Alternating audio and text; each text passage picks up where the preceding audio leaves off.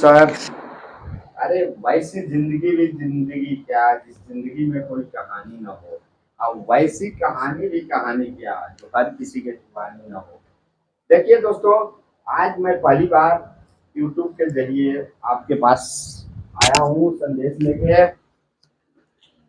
पहला चीज कि अभी कंपटीशन का दौर चल रहा है, उसमें हम आज पहली बार आप लोगों के सामने उपस्थित हुआ हूँ कुछ मैथमेटिक्स ट्रिक्स लेके, क्योंकि मैथमेटिक्स का सवाल जो है बहुत ज्यादा पूछता है, उसको लेके हम आप लोग के सामने पहुंचे हैं।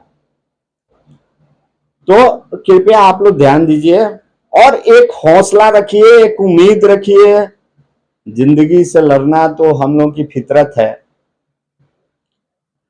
सवाल जो है, हम लोग के पास एक सवाल है, ट्रिकली सवाल आपको बताने जा रहा हूं कि एक आयत की लंबाई में अगर वृद्धि होती है, चौड़ाई में कमी होती है। ये हर बार सवाल पूछता है आप लोगों के कंपटीशन एग्जाम में, तो उसके लिए हम लोग थोड़ा सा घबरा जाते हैं कि आयत की लंबाई या चौड़ाई दिया रहे तो हम क्षेत्रफल निकाल लेते हैं आराम से। लेकिन अगर परसेंटेज वृद्धि या कमी कर देते, इसके लिए एक आसान सा ट्रिक आप लोगों के सामने लेके आए हैं। वो ट्रिक क्या है हम बताते रहे आप लोगों को कि उसका ट्रिक सिंपल सा, आप लोग कुछ मत कीजिएगा। आयत हो, वर्ग हो, वृत्त हो या घन हो, तो उसके लिए एक सिंपल सा ट्रिक मेरे पास है जो आप लोगों के समक्ष हम प्रस्तुत कर रहे हैं। वो ट्रिक क्या है? आयत के लिए a minus B minus A B बटा 100। ए और बी जो है प्रतिशत वृद्धि या कमी का है।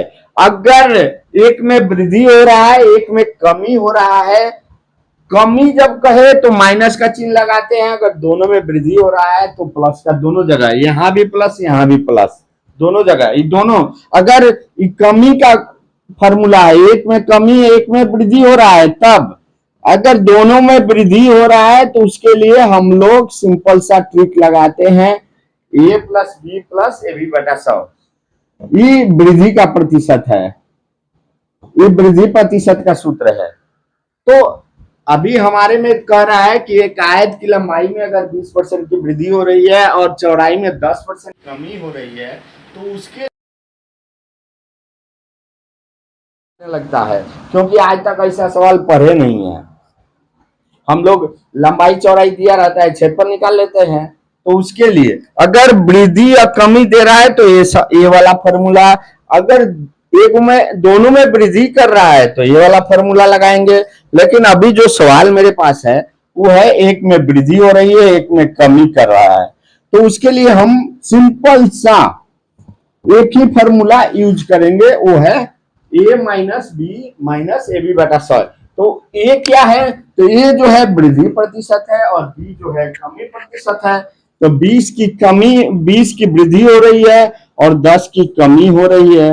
अब माइनस ए बी यही ना दोनों है, तो ए और बी बटा 100 कर देते हैं,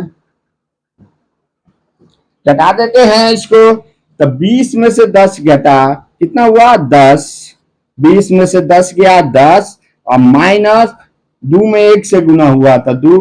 तो अगर पूछ रहा है कि उसके क्षेत्रफल में क्या प्रभाव पड़ेगा, तो उसके क्षेत्रफल में 8% का प्रभाव पड़ेगा।